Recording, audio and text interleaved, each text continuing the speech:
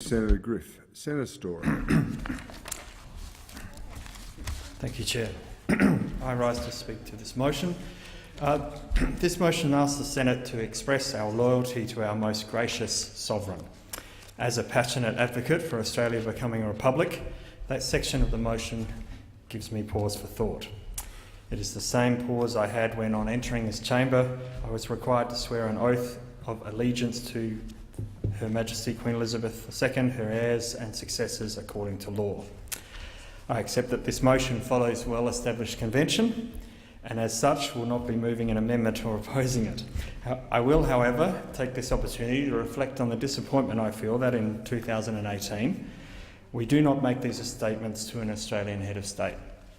As I noted in my first speech, it is ironic and telling that to be a member of this chamber you cannot hold British citizenship, but you must be British to be our head of state. Why should we have lower standards for our head of state than we set for our parliamentarians? For me, a homegrown Australian head of state is essential in a nation which defines itself as self-determining.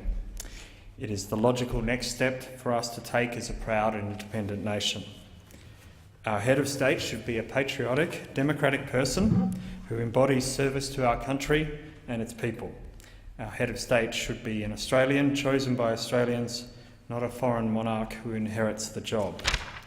It is fundamentally unfair, undemocratic and undignified for Australia's democracy to be subject to a foreign monarchy.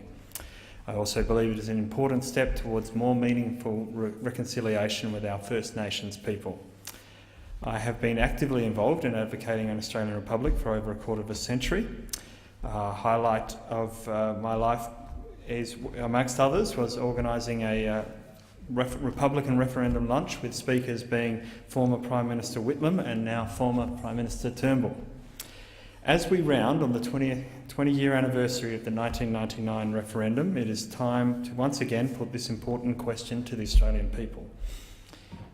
I believe, as does the Australian Republic movement, that in 2020 Australians should be asked two simple questions in a national vote. Do you want Australia to have an Australian as our head of state? How do you want Australia's head of state to be chosen?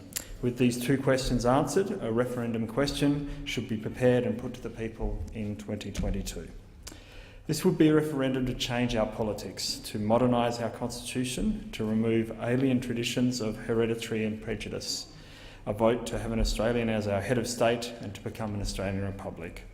I hope that in the future these replies made today will be made to our Australian head of state. Thank you.